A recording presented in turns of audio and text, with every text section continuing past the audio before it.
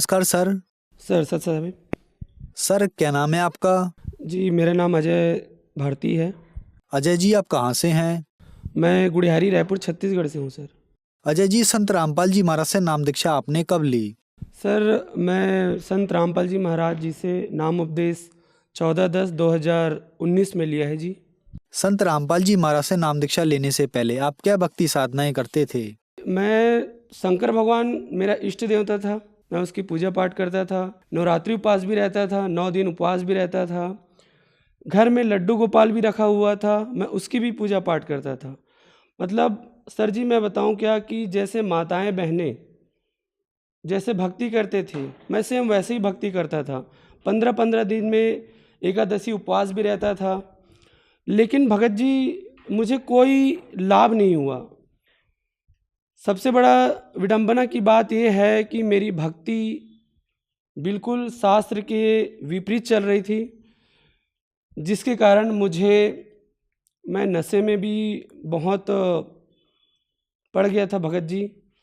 आज से लगभग 10 साल पहले मेरे यहाँ पिताजी का देहांत हुआ, जिसके बाद मैं काफ़ी नशे में लिप्त हो गया था। इतना नशा करता था भगत जी कि मेरी माता जी और मेरी बहन मुझे ठेके से उठा के लाते थे, जो शराब की भट्टी होता था। मैं जहाँ ड्यूटी जाता था भगत जी, वहाँ के भी मेरे मित्र बंधु लोग भी मुझे घर तक पहुँचाते थे। मैं इतना नशे में लिप्त हो गया था भगत जी, फिर भी मैं पूजा पाठ करता था कि शायद कहीं मुझे शांति मिले, मुझे मोक्ष मिले, लेकिन ऐसा कुछ भी नहीं हुआ। तो फिर आप संत रामपाल जी महाराज की शरण में कैसे आए? सर हुआ ये कि मेरे छोटे वाली बहन का पति, मेरा दामाद जी, उन्होंने संत रामपाल जी महाराज जी का सत्संग सुन रखा था। उन्होंने मुझे कॉल करके बताया कि मैंने ज्ञान गंगा बुक और जीने की राह, ये दोनों पुस्तक ऑर्डर किया है। तो मेरा घर तो काफ़ी दूर है, इसीलिए भगत जी उन्होंने मेरे घर में वो ऑर्डर पता लिखवा दिया था। तो एक संतोष भगत जी है जिन्होंने वो बुक मेरे घर में लाया। लेकिन भगत जी मैं बुक तो पढ़ता ही नहीं था, रख दिया था। मैं एक बात और बताना भूल गया था कि जिस भी देवी देवता की मैं पूजा पाठ करता था, तो मैंने सुन रखा था कि गुरु बनाना जरूरी है, गुरु बिना तो मोक्ष होता नहीं।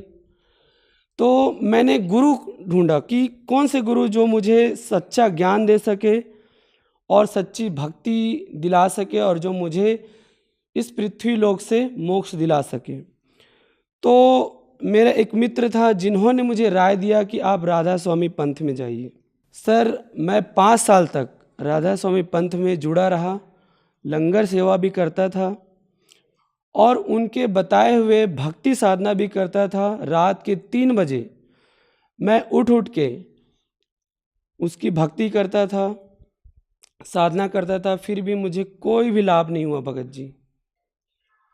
हुआ ये भगत जी कि एक दिन परमात्मा बंदी छोड़ सदगुरु रामपाल जी महाराज ने अंदर से प्रेरणा किया और मैं ज्ञान गंगा बुक जो है उसको पढ़ना चालू किया भगत जी। जैसे मैंने पढ़ना चालू किया तो उसमें 4-5 पेज पढ़ा ही था, जिसमें एक वाणी लिखी थी कि मदिरा पीवे कड़वा पानी और 70 जन्म कुत्ते के जानी। सर मैं अंदर से एकदम हिल गया कि जो नशा करता है वो 70 जन्म तक कुत्ते का जन्म ले गया। ये पढ़ने के बाद सर कोई भी नशा नहीं करेगा। दूसरा मुझे ये पता चला भगत जी कि 3 देव की जो करते भक्ति उनकी कदे ना होवे मुक्ति।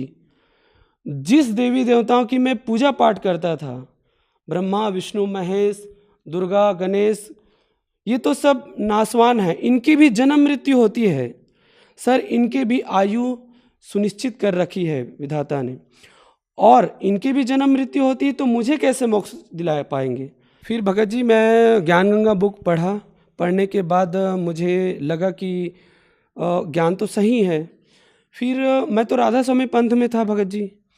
तो एक दिन हुआ ये कि मेरे जो दामाद जी है और मेरी बहन जो मेरे से पहले परमात्मा बंदी छोड़ सदगुरु रामपाल जी महाराज में जुड़ने से पहले ही वो लोग मालिक के शरण में आ गए थे, बंदी छोड़ सदगुरु रामपाल जी के शरण में।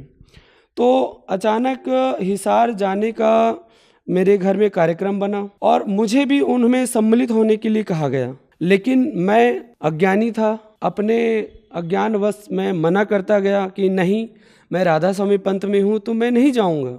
जिस दिन दूसरे दिन ट्रेन था भगत जी रिजर्वेशन का, उसके रात को मैं 9 बजे अपने जो सर हैं उनको कॉल किया कि लास्ट बार चलो ठीक है, आप लोग इतना प्रेरित कर रहे तो मैं चले जाता हूँ, लेकिन छुट्टी तो मिल नहीं रही है। लेकिन बंदी छोड़ सदगुरु रामपाल जी महाराज अपने शरण में लेने के लिए ही शायद उन्होंने ऐसा दया किया मुझ पे, इस दास के ऊपर, कि मेरी एक फ़ोन लास्ट फ़ोन लगाने पर मेरी छुट्टी अर्जी पास हो गई और मैं 1 हफ्ते के लिए मुझे छुट्टी मिला। मैं वहाँ गया हिसार भिवानी आश्रम संत रामपाल जी महाराज के शरण में।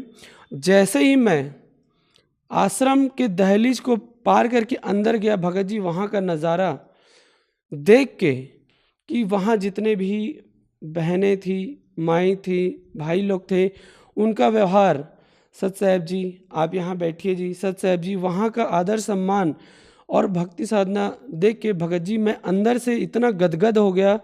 मैं रात को भंडारा लेके जैसे सोया, भगत जी सुबह उठते ही संत रामपाल जी महाराज से मैंने नाम उपदेश लिया। सर, संत रामपाल जी महाराज से नाम दीक्षा लेने के बाद आपको क्या लाभ मिले? भगत जी लाभ का मैं आपको बता नहीं सकता, इतने लाभ दिए हैं बंदी छोड़ सदगुरु रामपाल जी महाराज ने। सबसे पहले मुझे लाभ ये मिला कि मुझे आध्यात्मिक लाभ मिला। दूसरा लाभ मुझे भगत जी ये मिला कि मैं नशे में बहुत धूत रहता था, जिसके नाम से मेरे परिवार वाले बहुत परेशान रहते थे। मेरे घर वाले, मेरे पड़ोसी ये बोलते थे कि ये नशे को कभी छोड़ नहीं सकता, लेकिन बंदी छोड़ सदगुरु रामपाल जी महाराज के शरण में आने के बाद, उनकी भक्ति विधि करने के बाद भगत जी मैं नशा तो क्या, जो सामने वाला भी नशा करता है तो उसको भी मना करते हैं कि नशा करना बहुत गलत चीज़ है। दूसरा लाभ मुझे ये हुआ भगत जी कि नशा करने के से मुझे पैसे मेरे पास इकट्ठा होता नहीं था भगत जी, मैं पैसे को बर्बाद कर देता था। और हम लोग 15 साल से रेंट में रहते थे भगत जी। मालिक की दया इतनी हुई कि पैसा इकट्ठा होना भी चालू हुआ और आज के समय में बंदी छोड़ सदगुरु रामपाल जी महाराज के शरण में आने के बाद हमें खुद का घर, मालिक की दया से 40 लाख का हमारा घर बना है भगत जी। तीसरा लाभ हमें ये हुआ सर कि मेरी माता जी को कैंसर हो गया था, स्तन में उनका गाया गया था। एक बात बताना मैं भूल गया भगत जी कि मैं हॉस्पिटल लाइन में वर्क करता हूँ, मैं एक वार्ड बॉय हूँ और 4 साल मैंने कैंसर वार्ड में भी ड्यूटी किया है। तो मुझे पता है भगत जी कि एक कैंसर मरीज को किस तरह से ट्रीट किया जाता है और उसमें 2 प्रकार से ट्रीट होता है भगत जी। पहला तो कीमोथेरेपी होता है, दूसरा रेडियोथेरेपी होता है।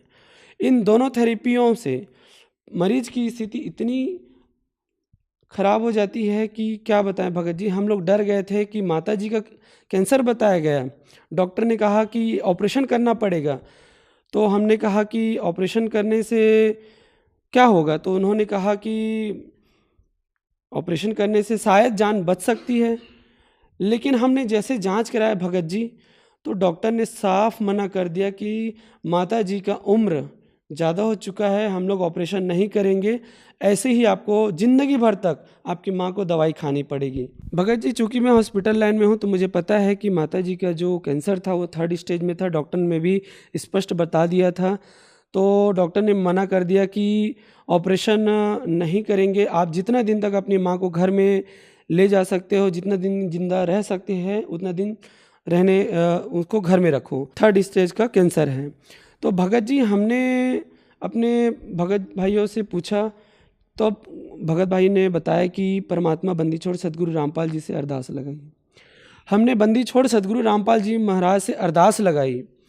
अरदास में परमात्मा बंदी छोड़ सदगुरु जी का आदेश आया कि बेटा आप ऑपरेशन एक बार करा के देखो, मालिक दया करेंगे।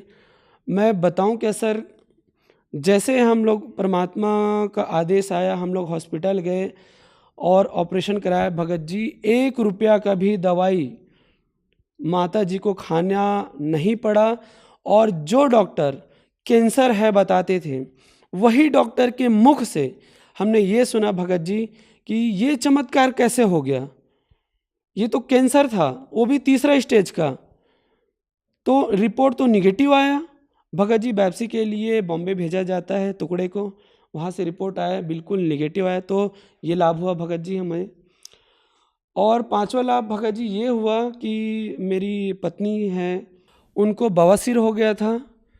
तो हमने तो जान लिया था कि परमात्मा बंदी छोड़ सदगुरु रामपाल जी से अरदास लगाने मात्र से, उनके आदेश से ही बड़ा बड़ा कैंसर का बाप भी ठीक हो जाएगा। तो ये तो छोटी बीमारी है। हमने अरदास लगाया बंदी छोड़ सदगुरु रामपाल जी महाराज से। परमात्मा बंदी छोड़ सदगुरु देव जी का आदेश आया कि भक्ति करो, सब ठीक हो जाएगा। भगत जी 1 रुपया का भी दवाई नहीं खाना पड़ा और वो बवासीर जड़ से खत्म हो गया। सर, संत रामपाल जी महाराज से नाम दीक्षा लेने के बाद आपको बहुत सारे लाभ मिले। हम आपसे एक बात पूछना चाहेंगे कि आप देवी देवताओं की बहुत ज्यादा पूजा करते थे। संत रामपाल जी महाराज के बारे में यह कहा जाता है कि संत रामपाल जी महाराज देवी देवताओं की पूजा छुड़वाते हैं। क्या ये बात सही है? बिल्कुल गलत बात है भगत जी। जबकि बंदी छोड़ सदगुरु रामपाल जी महाराज सभी देवी देवताओं का शास्त्र के अनुसार भक्ति बताते हैं। जो भी भगवान की हम पूजा पाठ करते हैं, उनका भक्ति शास्त्र के अनुसार, वेदों के अनुसार हमें कैसे करना चाहिए, ये परमात्मा बंदी छोड़ सदगुरु रामपाल जी महाराज बताते हैं। इसका उदाहरण ये है भगत जी कि जैसे हम आम का पेड़ लगाते हैं, आम के पेड़ में अगर हम पत्ते में पानी डालेंगे तो हमको फल नहीं मिलेगा, लेकिन बंदी छोड़ सदगुरु रामपाल जी महाराज हमें जड़ में पानी डालने का विधि बताते हैं। मतलब ये है कि हमें शास्त्र के अनुसार जिस भी देवी देवताओं की हमें साधना करना चाहिए वो बताते हैं भगत जी। संत रामपाल जी महाराज से नाम दीक्षा कैसे ली जा सकती है? बंदी छोड़ सदगुरु रामपाल जी महाराज की इतनी दया है भगत जी कि बहुत सारे चैनलों में परमात्मा का, बंदी छोड़ सदगुरु रामपाल जी महाराज का सत्संग आता है, जिसमें पीली पट्टी चलती है भगत जी, सर जी। और उस नंबर में आप फ़ोन करके आपके आसपास के क्षेत्र में जहाँ भी बंदी छोड़ सदगुरु रामपाल जी महाराज का आश्रम है, नामदान केंद्र है, वहाँ आपका पता लगा के उनसे आप संपर्क कर सकते हैं। मालिक बंदी छोड़ सदगुरु रामपाल जी के दया मेहर से सर जी इस पूरे विश्व में 500 से ज़्यादा नाम दीक्षा केंद्र है, जहाँ आपकी जानकारी मिलेगी, आप वहाँ जाके नाम दीक्षा ले सकते हैं जी। धन्यवाद सर। सत साहिब जी।